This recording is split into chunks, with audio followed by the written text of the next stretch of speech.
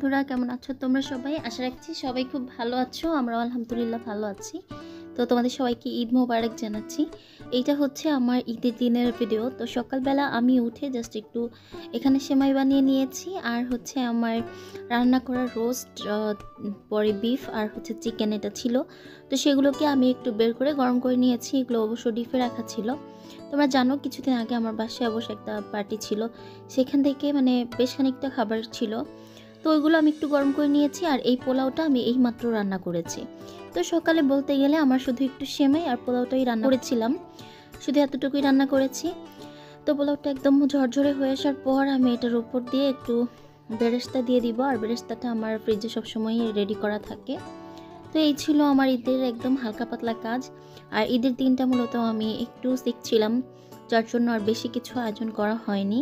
তো আমি যা যা করেছি সেগুলো একটু তোমাদেরকে দেখিয়ে দিচ্ছি। এখানে চিকেন রোস্ট করা ছিল, সেটাও একটু গরম করে উপর থেকে আমি পেঁয়াজ বেরেস্তাটা দিয়ে দিলাম।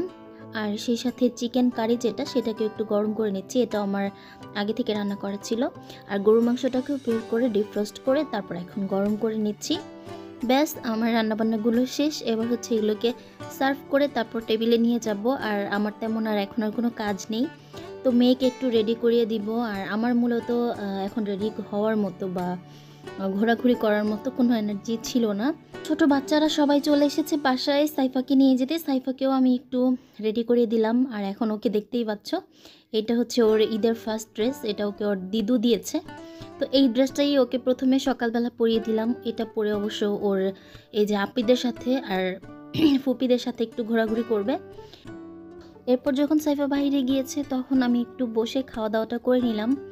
তো খাওয়া দাওয়া করার পর ও বাসায় চলে এসেছে। এখন হচ্ছে ওকে আমি হাতে একটু মেহেদি দিয়ে দিব, কারণ ঈদের একটা দিন বাচ্চার হাতে মেহেদি দিতে পারিনি, কারণ গতকালও আমার তেমন কোনো মুড ছিল না দেওয়ার মতো।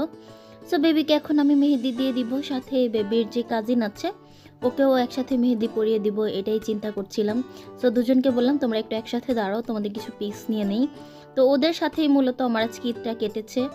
তো সারাদিন বাসায় থেকে থেকে বাচ্চাদের সাথেই মূলত আমার ঈদটা কাটানো হয়েছে। তো আমি ওদেরকে ফাইনালি মেহেদিটা দিয়ে দিয়েছি। সো তোমাদের সাথে একটু শেয়ার করে দিলাম, দেখো কেমন হয়েছে। আমি যে খুব ভালো মেহেদি আর্টিস্ট এমনটা বলছি না। তো টুকটাক বাচ্চাকে দিয়ে দেই, আবার মাঝে মাঝে নিজেও দেই। তো এই টুকটাক পারি এই আর কি। তো ওইভাবেই ওদেরকে সিম্পলি একটা ডিজাইন করে দিলাম, যেহেতু ছোট বাচ্চা ওরাও পছন্দ করেছে। সো ওদের মেহেদিটা হাতে দিয়ে তারপর মূলত ওদেরকে একটু খাওয়া দাওয়া করে দিয়েছি, কারণ মেহেদি দিতে দিতে অলরেডি দুপুর হয়ে গিয়েছিল। সো আমিও বাচ্চাদেরকে এখন একটু খাইয়ে দিলাম, আর সেই সাথে ওদের মেহেদির একটা ভিউ নিয়ে নিলাম। এই তো দেখো তোমরা, ওরা মেহেদি দিয়ে যেহেতু হাতটা উঁচু করে বসেছিল, আমার খাওয়াতে অবশ্য ওদের অনেক সুবিধাই হয়েছে। এরপর আমি সাইফাকে ড্রেসটা চেঞ্জ করিয়ে ওর সেকেন্ড যে ঈদের ড্রেসটা, যেটা আমি নিজে কিনে দিয়েছি, সেটা হচ্ছে একটু পরিয়ে দিলাম। এই তো সেই হোয়াইট ড্রেসটা যেটা তোমরা হচ্ছে আমার ঈদ শপিং ব্লগে দেখেছিলে, যেটা আমি আগে দেখে এসে তারপরে ওকে কিনে দিয়েছিলাম। তো এই তো এই ড্রেসটা এখন পরিয়ে দিলাম। এখন এটা পরে ও আবার ওর দিদুর কাছে যাবে।